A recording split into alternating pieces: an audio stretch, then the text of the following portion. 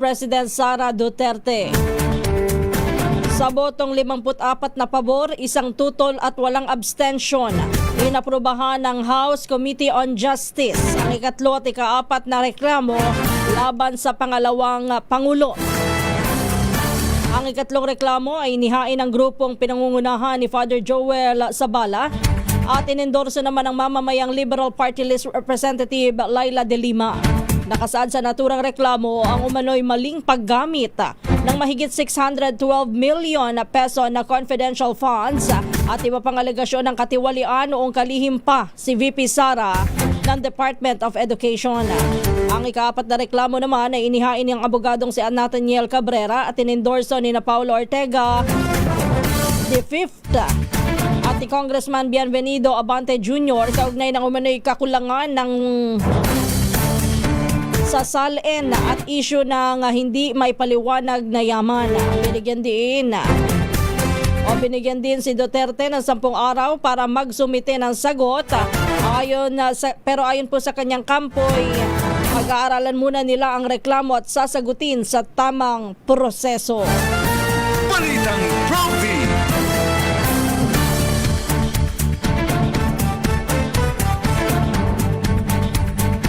Tuloy naman ang pag-usad ng impeachment process laban kay Vice President Sara Duterte matapos ideklara ng House Justice Committee na sufficient in substance ang dalawang reklamo laban sa kanya. Ayon kay Batangas Representative Jervil Luistro, chairman ng komite, may 10 araw nga ang Vice Presidente para tumugon sa mga akusasyon. Nilinaw ni Luistro na kahit hindi sumipot si Vice President Sara sa mga susunod na hearing, hindi ito makahahadlang sa pag-uusad ng kaso. Dagdag pa ni Luistro, ang no-show umano ay tinuturing na pagtanggi ng Vice Presidente sa mga alegasyon. Sa pagtaya, inaasahang sisimula ng pagdinig para sa probable cause sa darating na April 8. Sa naging botohan kahapon, 54 ang bumoto ng pabor sa ikatlo at ika-4 na impeachment complaints laban kay Vice President Sara, kung saan tanging si Quezon City Representative Bong Suntay lamang ang bumoto ng kontra. Balitang Profi. Samantala, dumako muna tayo. Balita mula sa Cordillera. Standby Romy Gonzales. 2 estudyante natiklo sa pulis checkpoint sa Mountain Province. 2 kilo ng marijuana ang nakumpiska. Balita mo yan, RH 41 Romy Gonzales. 2 estudyante mula sa Nueva Vizcaya ang naaresto matapos mahulihan ng 2 kilo na marijuana sa isang police checkpoint sa Ampawilen, poblasyon sa Danga Mountain Province. Ang 2 suspect na edad 18 at 21 anyos na residente sa Quezon Solano ay sakay sa motorsiklo mula sa Buscalan, Tinglayan, Kalinga nang sila'y harangin sa police checkpoint dahil sa napansing mapupula ang kanilang mata nang pinatanggal ang kanilang helmet. Lalo pang nagduda ang mga otoridad ng maispatan ang isang pahabang bagay na nakalagay sa bag na nasa paanan ng driver at ng kanilang inspeksyonin ay tumambad ang 2 kilo ng tuyong marijuana kaya kaagad silang dinakip. Nakumpiska rin ang 13 na drug evidences. Isinailalim sila sa drug test at sinampahan ng kasong paglabag sa Republic Act 9165 o Comprehensive Dangerous Drugs Act of 2002. Ito si RH41 Romy Gonzales para sa DZRH. Una sa Pilipinas, una sa Pilipino. Balitang Profi. Samantala, hindi umano na pag-uusapan sa Malacanang ang impeachment case ni Vice President Sara Duterte, lalo't abala si Pangulong Bongbong Marcos Jr. sa kanyang trabaho. Muling iginiit ni Palace Press Officer Claire Castro na hindi makikialam ang Pangulo sa anumang takbo ng impeachment proceedings. Dagdag pa ni Castro, ang tanging posisyon lamang ng Pangulo ay masunod ang tamang proseso sa pagdinig at mapanagot ang dapat na mapanagot. Kahapon nga po lumusot na sa Kamara ang ikatlo at ika-4 na impeachment complaint laban kay Vice President Sara Duterte. Sa parehong boto na 54 ang pabor, habang isa ang boto naman mula kay Congressman Suntay ang tutol. Balitang Profi.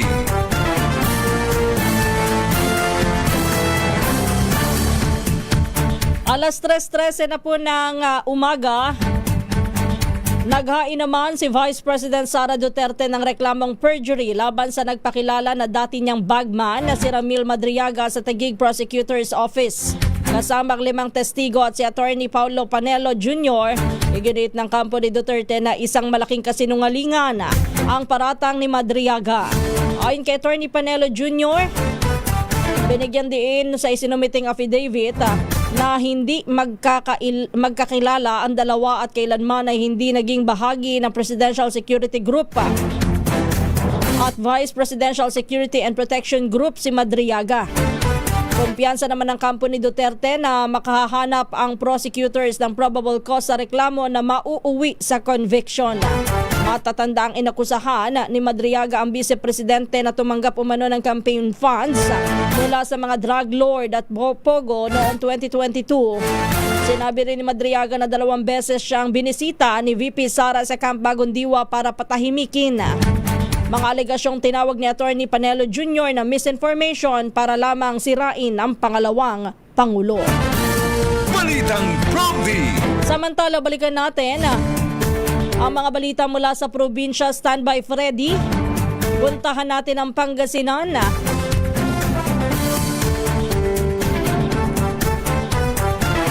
Motorcycle rider. Tinakbuhan po ang mga pulis na nagsasagawa ng oplansita sa Season Pangasinan.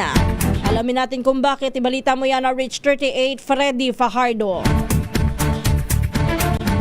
Inaresto ng mga pulis ng Season Pangasinan ng isang 21 anyos na lalaki matapos nitong tangkaing takasan ng mga pulis na nagsasagawa ng oplansita sa kahabaan ng National Highway sa Barangay Paldit ng nabanggit na bayan. Sa ulat ni Season Chief of Police Major Jerbil Rilyorta, alas 8 ng gabi nagsasagawa ng oplansita ang kanyang mga tauhan nang mapada ng suspek na sakay ng motorsiklo, subalit sa halip na huminto matapos siyang parahin ng mga pulis, biglang pinaharurot ang kanyang minamanehong motorsiklo dahilan upang magsagawa ang mga pulis ng hot pursuit operation. Tumagal ang habulan hanggang sa tuluyang maharang at maaresto ang suspek sa Barangay Kauringan, Season Pangasinan. Agad na sampahan ng kaso ng paglabag sa Article 151 ng Revised Penal Code o Resistance and Disobedience to a Person in Authority or their Agents. Mula sa Action Radio Pangasinan, ito si Freddy Fajardo, Aris 38, nag-uulat para sa DCRH Una sa Pilipinas, una sa Pilipino. Balitang Prompty.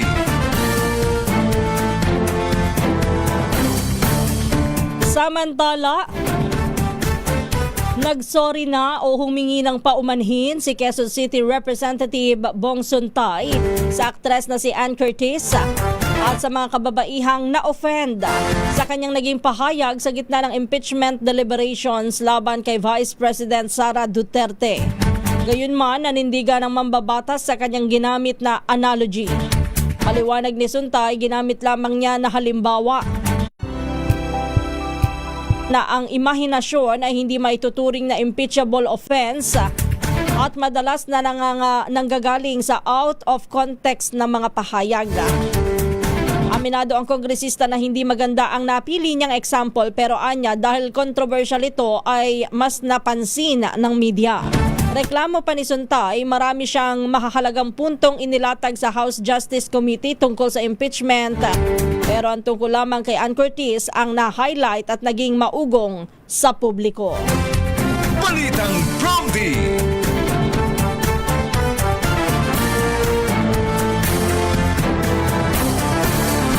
Samantala, humingi din ng paumanhin si 4th District Quezon City Representative Bong Suntay maging sa nanay ni Ann Curtis at sa kapatid nito. Sa panayam naman sa programang Balansyado, ginawa ni Suntay ang pahayag matapos itong batikusin ng publiko at magbigay ng komento ang mismong nanay ni Ann sa isang Facebook post. Magugunit ang umani ng samot-saring reaksyon ang mambabatas matapos na gumamit ng isang analogy na sangkot si Anna. Una nang sinabi na posibleng na out of context lamang ang kanyang pahayag sa pagdinig ng House Committee on Justice.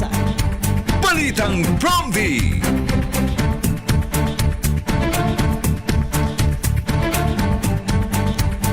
Sa kaugnay na balita, ipaghaharap ng ethics complaint ng grupong Gabriela si Quezon City 4th District Representative Bong Suntay. Ito'y kaugnay ng kontrobersyal na pahayag ni Suntay na imagination nang makita si Ann Curtis. Magugunit ang tinawag ni Representative Isabel Maria Zamora na offensive, uncalled for at irrelevant ang sinabi ni Suntay sa mismong pagdinig ng Justice Committee. Depensa ni Suntay, ginamit niya lamang ang halimbawa para ikumpara ang ginawang pagbabanta ni Vice President Sara Duterte sa Pangulo at sa First Lady. Samantala, bukod sa Gabriela, magpa-file din ng ethics complaint ang iba pang women's right advocates sa Pilipinas. Balitang Prompty.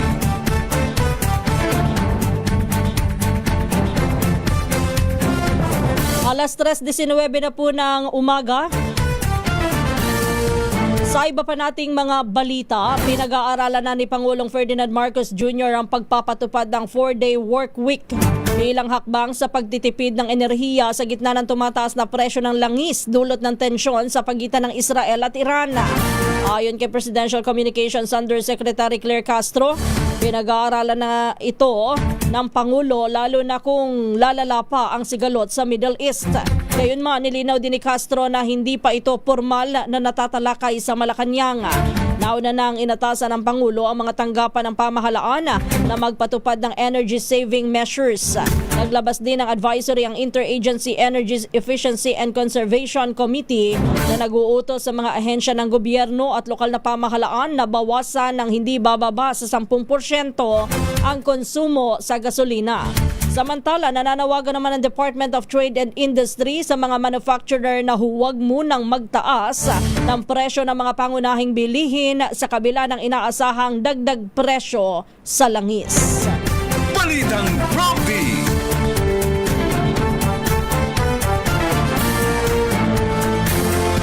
Napipinturing tumaas ang singil sa kuryente bunsod ng hindi mapigil ang pagtaas ng presyo ng petrolyo sa gitna ng tensyon sa gitnang silangan. Ayon kay Meralco Head of Utility Economics Larry Fernandez, wala pang agarang epekto ang tensyon sa Middle East ngunit maaaring maramdaman ito partikular ang pagtaas ng bayarin ng mga consumer pagsapit ng Abril. Kaugnay nito'y sinabi naman ni Meralco Chair and CEO Manuel Pangilinan na narerepasuhin ng kumpanya ang kasalukuyang fuel position nito upang matiyak ang sapat na supply ng kuryente at makontrol ang pagtaas ng presyo. Kiti Pangilinan, nais nilang maprotektahan ang mga consumer habang tumataas ang presyo ng mga bilihin sa pandaigdigang merkado. Kumukuha ang Meralco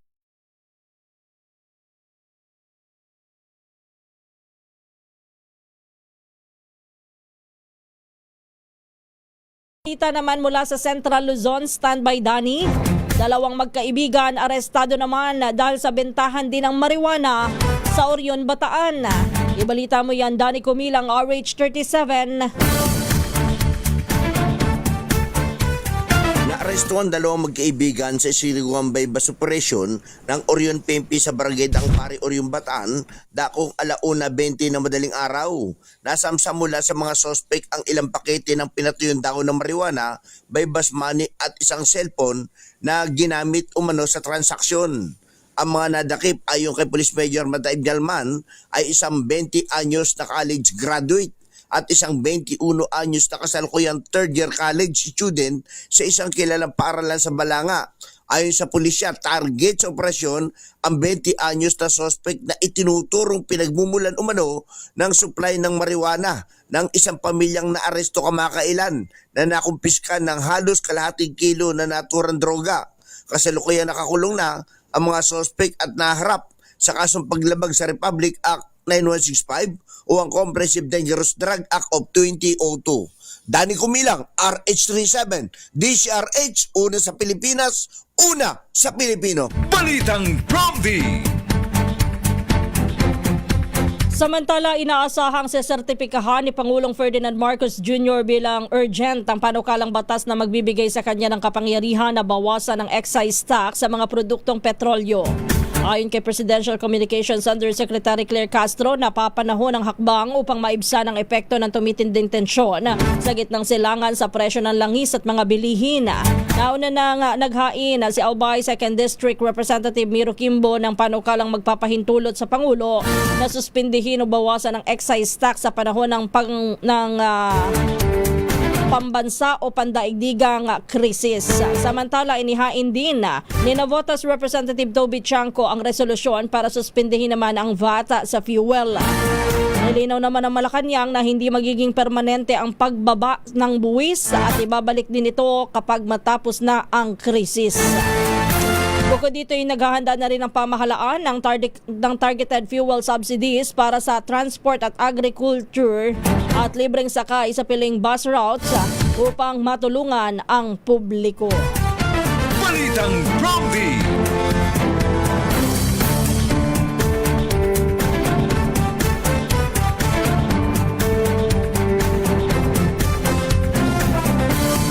Muling binigyan diin ng Department of Energy na wala silang kapangyarihang diktahan ang presyo ng mga produktong petrolyo sa gitna na nagpapatuloy na sigalot sa pagitan ng Iran at ng Israel. Ayon kay Secretary Sharon Garin, tali pa rin ang kanilang kamay dahil sa umiiral na oil deregulation law. Dahil dito, ang kaya lamang umano nilang gawin ay i-monitor ang presyohan sa world market. Sinabi naman ni Garin na makikipagpulong ito sa mga oil company para sa posibleng pag-utay-utay ng oil price hike, lalo tinaasahang sisirit pa ang presyo ng langis sa mga susunod na linggo. Balitang Prompty.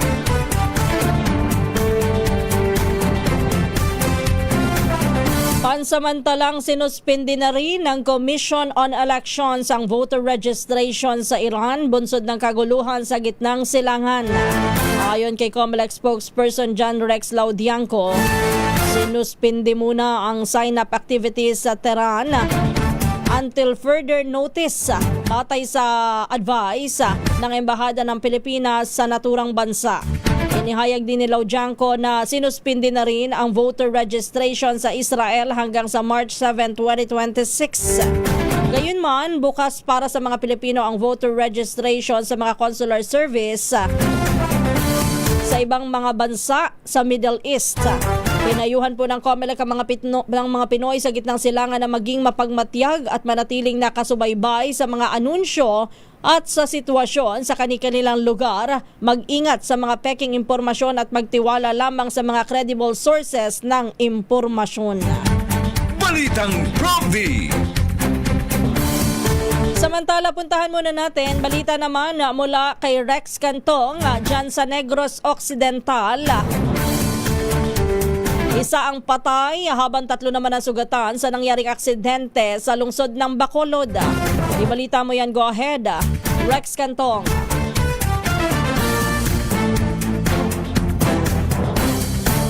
Isa ang patay habang 3 ang sugatan sa nangyaring aksidente matapos nagkabanggaan ang 2 motorsiklo sa Aranita Street, Barangay Panukoy, lungsod ng Bacolod. Ang biktimang namatay kinilala na si J. Dimson, 31 anyos, residente ng Purok San Jose 1, Barangay Sumag ng nasabing lungsod. Habang sugatan naman sina Acer Argente, Jomari Landonce, 45 anyos pawang mga residente ng Purok Lubihan, Barangay Tabunan, lungsod ng Bago, Negros Occidental, at Leomel Bella, 42 anyos, residente ng Purok San Jose 1, Barangay Sumag ng nasabing lungsod.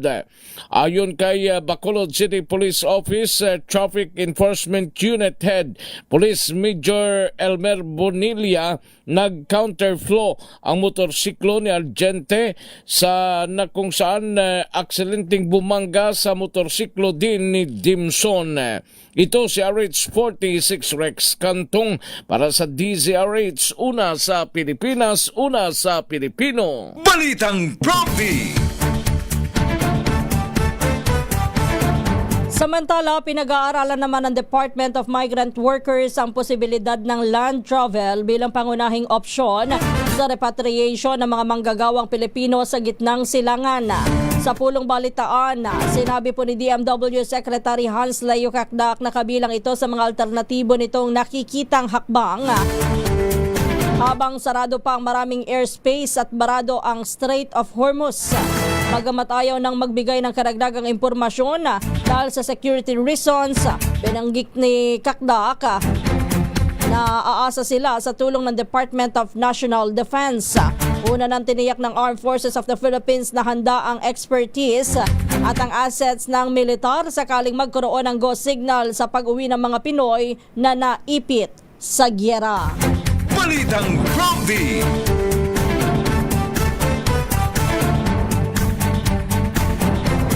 Kinumpirma naman ng National Security Council o NSC na may natuklasan silang seryosong banta sa pambansang seguridad matapos na matuklasan na may ilang Pinoy na ginagamit umano ng China para maniktik sa Pilipinas.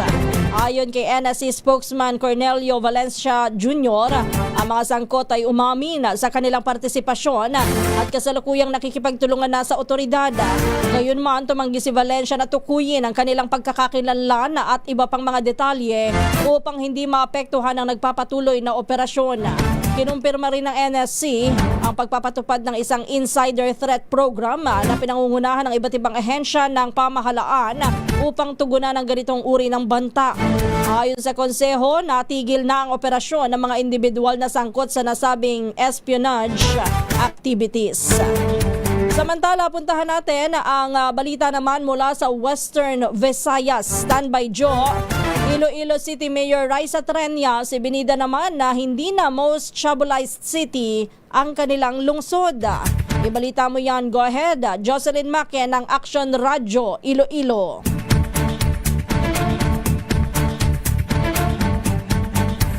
Ibinida ni Mayor Raisa Treñas na hindi na makukonsiderang most tribalized city ang lungsod dahil sa matagumpay ng mga intelligence at buy-bust operation ng mga otoridad. Nagresulta ito anya sa pagkadakip ng 71 na mga drug personalities na nagdaang buwan. Sa nasabing numero, 23 dito ang mga high-value individual. Dahil dito inuutas ng alkalde kay Iloilo City Police Office OIC, Police Colonel Wilbert Parilla na siguruhin na makakasuhan at managot ang mga drug personality.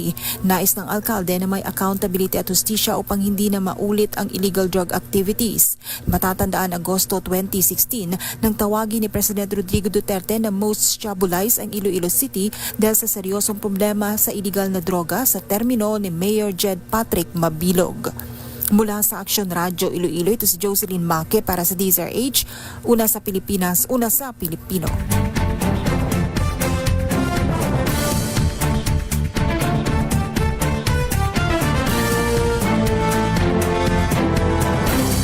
Nadoble ang mga sasakyang pandagat ng China na naispatan sa West Philippine Sea sa pagpasok ng buwan ng Marso. Sa monitoring ng Philippine Navy, 34 na People Liberation Army Navy o PLAN at China Coast Guard ang namataan sa Bajo de Masinloc, Ayungin Shoal, Escoda Shoal at Pag-asa Island nitong Pebrero 22 hanggang Marso 1. Sa buong Pebrero, 62 Chinese warship at CCG ang namanmanan ng AFP sa nabanggit na 4 na key features. Kabilang dito ang mga nakikitang Chinese ships na tila nanonood sa mga maritime cooperative activity ng AFP at mga kaalyado sa loob ng exclusive economic zone ng Pilipinas. Binigyan din ni AFP spokesperson for West Philippine Sea, Rear Admiral Roy Vincent Trinidad, unusual o hindi pangkaraniwan kahit mayroong karapatan na sa innocent passage ang mga barko sa international waters. Balitang Provi. Samantala, puntahan muna natin na balita naman mula kay Jimmy Angay-Angay. Diyan sa Eastern Visayas, ang probinsya daw po ng Leyte binigyan ng pondo ni President Marcos para sa residente o mga residenteng naapektuhan ng giyera sa Middle East. Alamin nga natin ang detalye kay RH32 Jimmy Angay-Angay. National na ahensya ng gobyerno nagbigay ng pondo sa lalawigan ng Leyte para sa mga apektado na Leiteño sa giyera sa Middle East. Ito ang sinabi ni Leyte Governor Carlos Jericho Petilla. Ayon kay Governor Petilla na ang pera na ito ay ibibili ng bigas para ipamigay sa mga mahirap na apektado sa pagtaas ng presyo ng krudo. Hindi naman kasama dito na mabibigyan ng mga 4-piece member dahil meron na silang tinatanggap kada buwan. Pamamahagi ito sa pinakamahirap na residente sa lalawigan ng Leyte. Sa kasalukuyan nagkakaroon na ng validation o identification ng probinsya ng Leyte kung sino-sino makatanggap na residente sa naturang tulong ng National na Ahensya ng Pamahalaan sa pamamagitan ni Pangulo Ferdinand Marcos Jr. Wala dito sa DYVL Action Radio Tacloban, ito si RH32 Jimmy Angay-Angay para sa DZRH. Una sa Pilipinas, una sa Pilipino. Balitang Bromby! Sa oras na alas 3:33, sa iba pa nating mga balita, mariin naman na itinanggi ni DILG Secretary John Vic Remulla ang alegasyong binugbog niya si Bulacan Governor Daniel Fernando. Lumabas ang issue kaugnay ng umano'y insidente sa North Luzon Expressway o NLEX na kinasangkutan ng security escorts ng gobernador at ni Vinnie Marcos na bunsong anak ni Pangulong Ferdinand Marcos Jr. Sa kapihan sa Manila Bay, sinabi ni Remulla na hindi totoo ang ulat ng kolumnistang si Ramon Tulfo na nagkaroon ng pisikal na konfrontasyon sa kanyang tanggapan sa Camp Crame. Anya mismong si Fernando na ang nagkaila sa naturang alegasyon. Inamin ni Remulla na kinausap niya sa telepono ang gobernador at pinayuhan ito kaugnay ng umano'y pag-okupa sa 4 na lane ng NLEX ng convoy nito. Dagdag pa ng kalihim, wala umanong planong magsampa ng kaso laban kay Fernando at iginit na hindi krimen ang katangahan. Balitang Bromby! Alas 3:35. Isasampa naman ngayong araw ang kasong graft at grave misconduct laban kay Bureau of Fire Protection o BFP Chief Jesus Fernandez kaugnay ng umano'y malawakang korupsyon sa ahensya. Ayon kay DILG Secretary John Vic Remulla, ihahain ang reklamo sa Office of the Ombudsman. Git ni Remulla, umabot na sa 15 bilyong piso kada taon ang kickback sa BFP at tinawag pa ito na pinakakurapa na ahensya ng nasa ilalim ng DILG. Bukod dito'y mahigit na 50 kasalukuyan at dating opisyal ng BFP ang isasama sa mga kaso dahil sa umano'y bid rigging mula 2021 hanggang 2025. Nanawagan din si Remulla kay Pangulong Ferdinand Marcos Jr. na sibakin na sa pwesto si Fernandez. Balitang Bromby!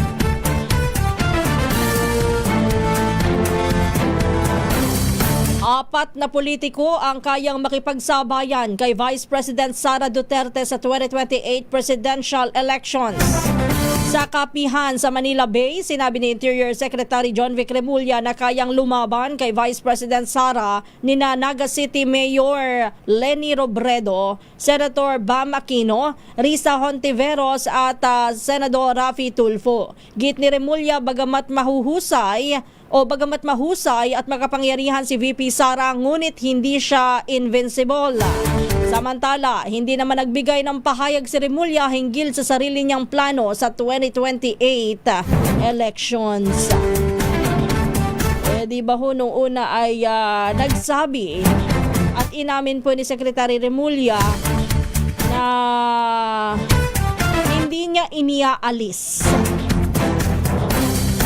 ang posibleng pagtakbo bilang Pangulo sa susunod na halalan. Baka nagbago na ng kanyang posisyon si Secretary Remulla. Sa bagay, wala pa naman siyang kumbaga ay sigurado na pahayag tungkol dyan at sinabi lang na ikinukonsidera, hindi niya isinasara yung posibilidad. Balitang Prompty. Alas 3:37 na po ng umaga. Puntahan naman natin, balita naman mula sa Davao. Standby June, Secretary Sani Angara ng Department of Education bumisita sa Davao City at National High School para talakayin ang reforma sa edukasyon. Ibalita mo yan, June Soter ng Action Radio Davao. Bumisita si Education Secretary Sani Angara sa Davao City National High School kahapon Marso 4, 2026 bilang bahagi ng kanyang Executive Committee School Visit upang makipagpulong sa mga administrator ng paaralan, guro at mga mag-aaral. Layunin ng pagbisita na talakayin ang mga pangunahing reforma sa sektor ng edukasyon at ang papalakas ng senior high school curriculum upang higit pang mapahusay ang kalidad ng edukasyon sa bansa. Sa naturang pagbisita, binigyan din ni Angara ang kahalagaan ng pagkikipag-ugnayan sa mga paaralan upang mas maintindihan ang mga hamon at pangailangan sa pagpapatupad ng mga programang pang-edukasyon ng Department of Education o DepEd. Ayon sa kalihim, patuloy ang pagsisikap ng DepEd na mapabuti ang sistema ng edukasyon sa pamamagitan ng mga reforma na maghahanda sa mga mag-aaral para sa mas mataas na antas ng pag-aaral at sa kanilang magiging kinabukasan. Ito si June Suter para sa DZRH. Una sa Pilipinas, una sa Pilipino. Balitang Prompty. Patay naman ang isang gwardya matapos ang nangyaring tensyon sa agawan ng liderato sa BF Resort Village sa Las Piñas City. Nagsimula ang komosyon nang dumating ang Court Sheriff kasama ang batalyon ng mga pulis upang ipatupad ang writ of execution mula sa Human Settlements Adjudication Commission. Batay sa dokumento, inuutusan ang kasalukuyang board ng BF Resort Village Homeowners Association na isuko na ang pondo at mga ari-arian sa talon homeowners. Gayunman, tinutulan ito ng ilang mga opisyal at ilang homeowner na humarang po sa pintuan ng tanggapan ng board. Sa gitna ng komosyon, nasawi ang security guard na si Jeremiah sa Villa Plaza, 47 anyos, matapos umanong matumba at maapakan sa pagtutulakan sa pagbubukas ng pintuan sa naturang tanggapan. Nakatakdang magsampa ng kaso ang pamilya ng nasawing security guard laban sa mga sangkot sa naturang standoff. Balitang Prompty. Nasa pool naman ang 42 degrees Celsius na heat index ang Coron, Palawan kahapon araw ng Miyerkules. Ayon sa Pag-asa Weather Bureau, naramdaman na ang 40 degrees Celsius na heat index sa 5 mga lugar na kinabibilangan naman ng Lawag City, Ilocos Norte, Puerto Princesa City sa Palawan, Dumangas, Iloilo, Borongan, Eastern Samar at Zamboanga City sa Zamboanga del Sur.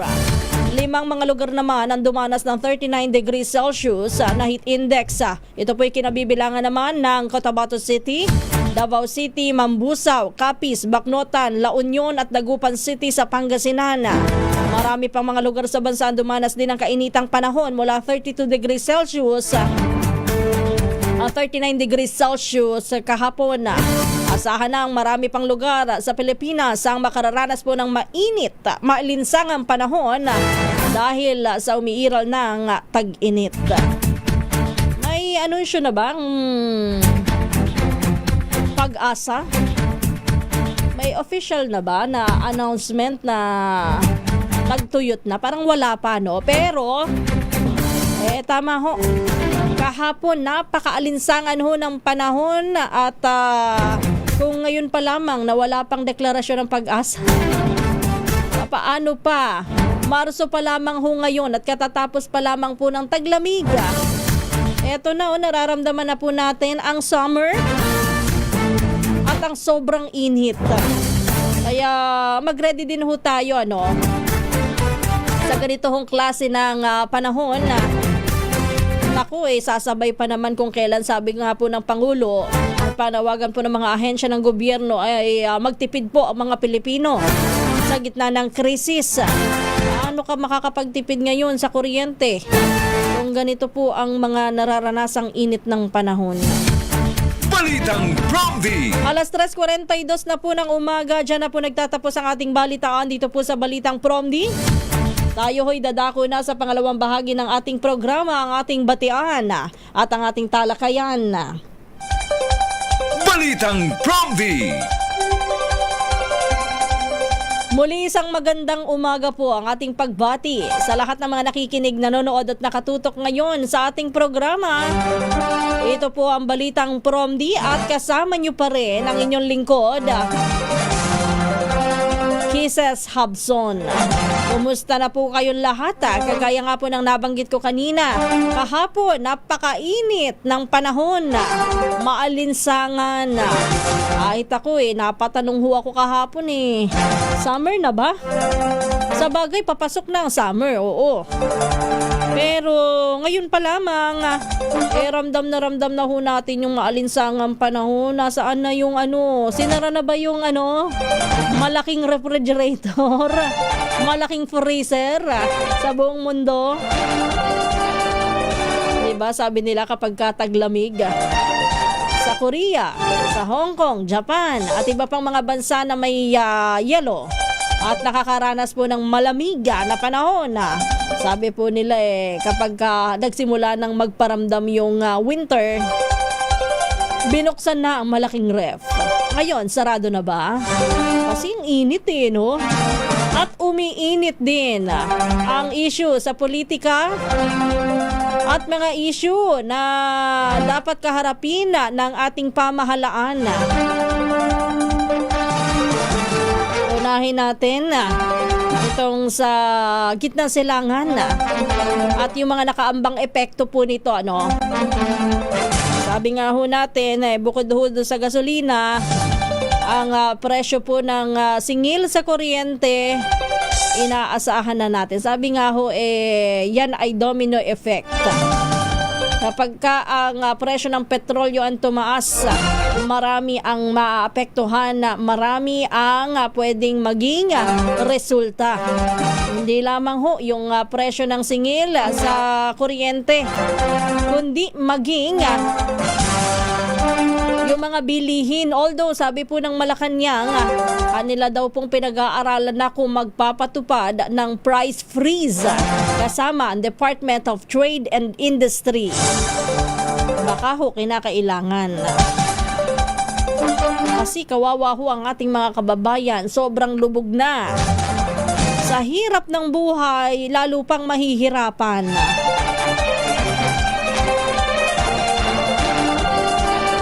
Hindi naman lahat nakakatanggap ng ayuda. Ang sabi nga ho ay para lang sa mga nasa laylayan, para lang daw ho doon sa mga nangangailangan at pinakamahihirap na mga pamilyang Pilipino. Kaya lang, always remember, hindi lang naman sila yung nakakaranas ng hirap. Although sabi na natin doble sa kanila, lalo na kung kulang talaga at hindi sapat. Papaano din ho yung ating mga kababayan, mga common manggagawa na isang kahig, isang tuka, mga minimum wage earner. Ano na nangyari doon sa mga usapin sa panukalang wage hike? Nasaan na ba tayo? Konting ingay, nawawala Natutulog na ulit ang mga issue kahit hindi pa tapos ang mga usapin. Parang flood control anomaly lang. Unti-unting namamatay ang issue. At iilan pa lamang yung nasasampulan at hindi pa lahat ng nasasangkot. Ilang proyekto pa rin lamang ho ang natatalakay sa mga investigasyon. Akala ko buho ay nasa 100 yan.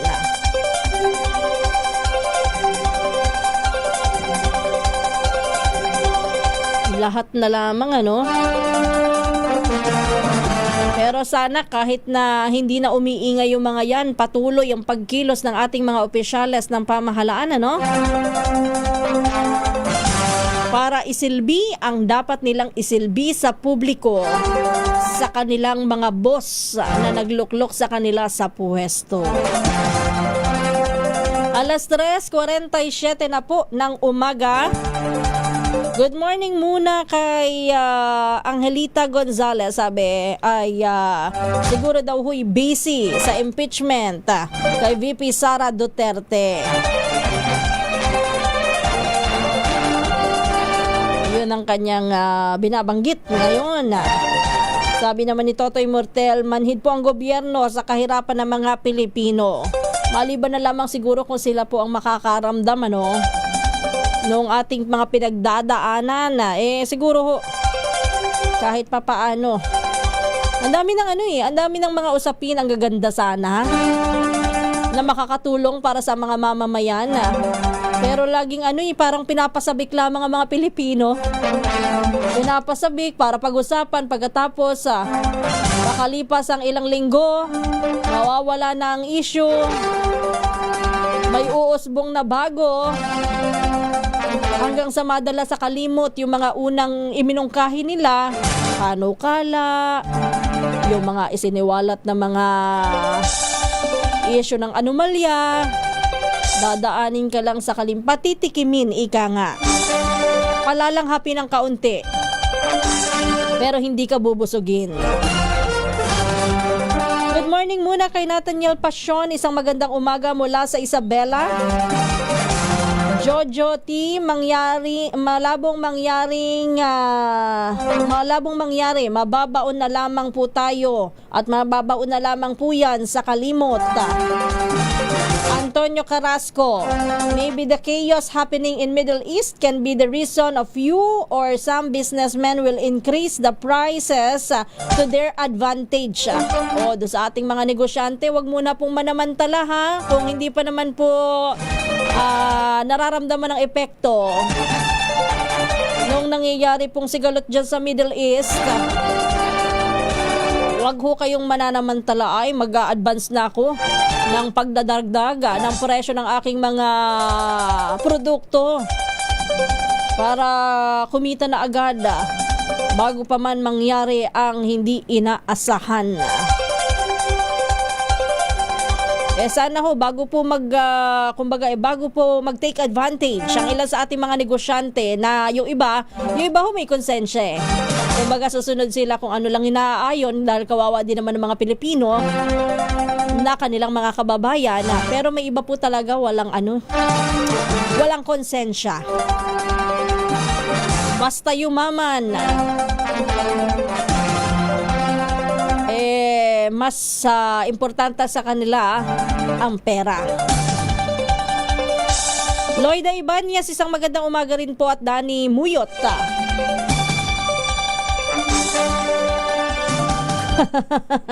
Bentong, good morning. Sabi kasalanan daw po ni PBBM. Ito, feeling ko ay sarcasm ang kanyang komento, no? Kasi nga naman lahat na lang isinisisi kay ganito, kay ganyan. Kapag kung ano man po ang nangyayari sa ating bansa at sa ibang bansa, para lang may masisi at may maibato. Sabi ni Renato Abad, nako dapat po magmadali ang DTI kung kanilang dedesisyonan ang price freeze. Kasi po, yung ibang bilihin tumaas na po dahil sa giyera na yan. Sa bagay, ang best example niyan ay ang presyo ng petrolyo. At dahil tumaas na noon pang Tuesday, marami sa ating kababayan ang sumunod na. Good morning, Miss Becky Tisuka. Good morning din po kay Ma'am Ivy Gutierrez, Randy Martin. Good morning, Ma'am Kisses from Paniki, Tarlac. Mainit na ngayon. Dapat po ay maghahalo na maghalo-halo na para lumamig ang ulo, para hindi iniisip ang mga gastusin lalo na at tumataas lahat ngayon. Paano ka namang maghahalo-halo? Pwede yun, magbi-business ka. Kaya lang kapag binili mo yung mga anong tawag dito? Sangkap para sa paghahalo-halo. Lahat mataas Siyempre, pag kaya na sinuma mo at nagpresyo ka, siyempre, tataasan mo rin ang presyo mo para kumita. Sino pang bibili? Diba? Pero just the same, lagi po natin tatandaan kahit mainit ang panahon, pairalin po natin ang lamig ng ulo, ha? Huwag na ho tayong sumabay.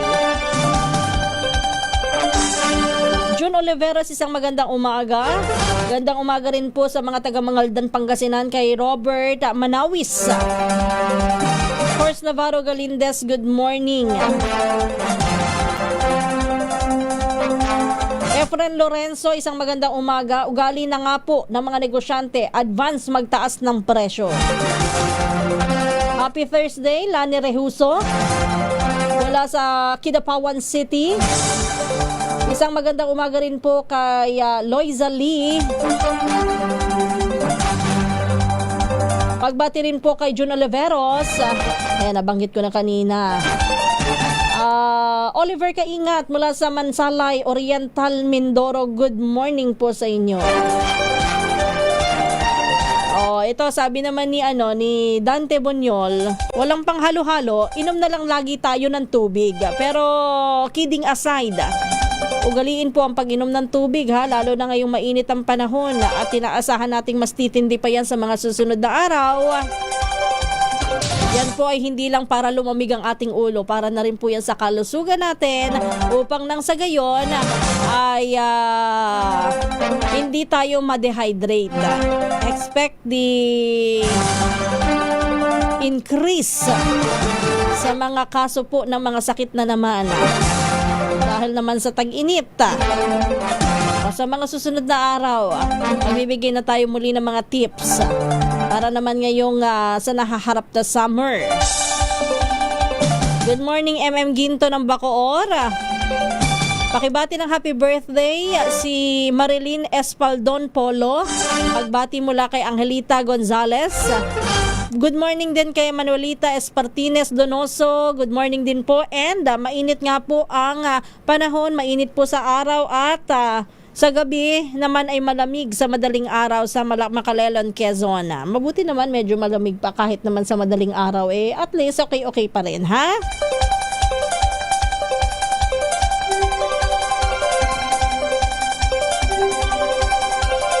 Sabi naman ni Ruby Bartolome, hindi ko matake na tayo mga Pinoy, lagi na lang tayo pinapayuhan magtipid.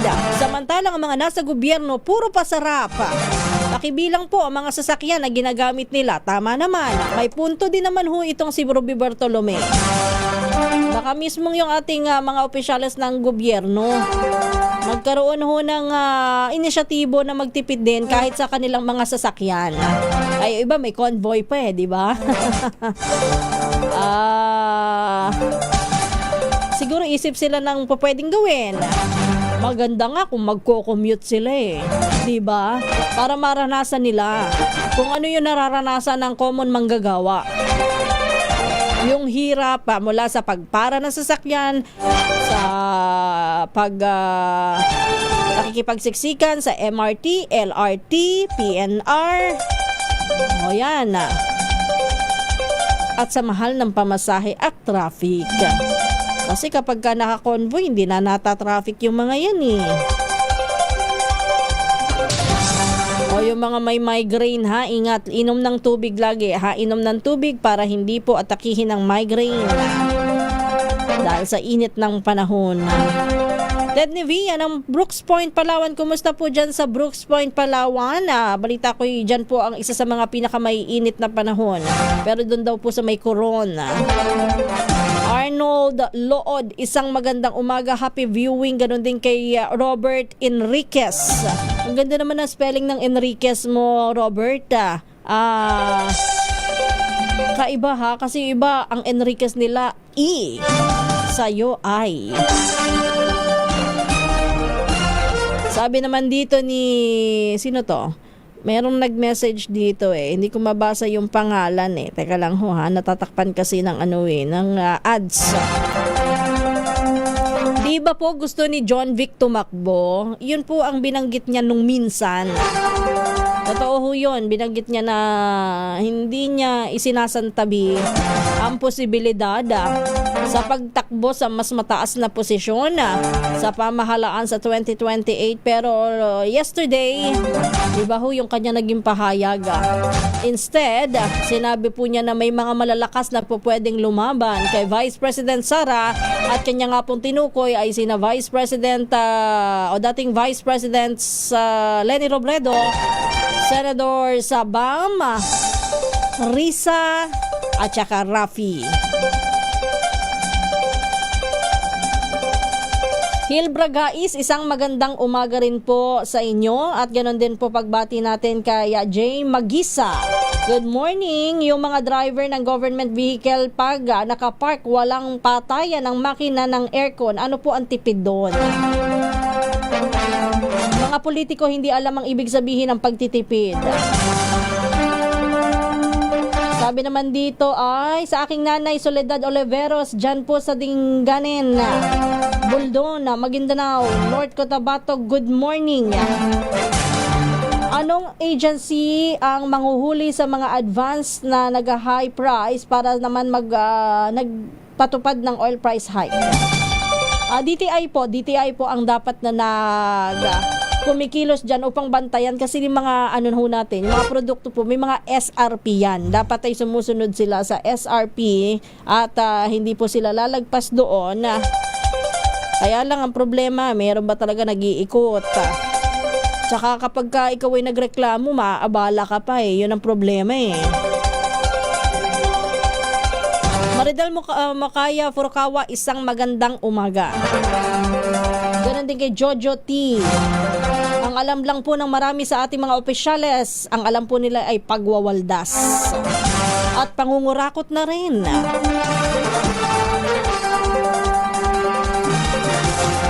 Romulo Aquino, isang magandang umaga at doon daw sa kanyang kapatid ng kanyang pinsan. Siya daw ho ay nakikiramay. Anyway, bukas ho sama-sama muli tayo at magkwentuhan sa mga update sa ating pamahalaan. Kung may maibibigay ako sa inyong tips sa mga susunod na araw, gagawin ho natin yan. Pero in the meantime, tayo po muna magpaalam na.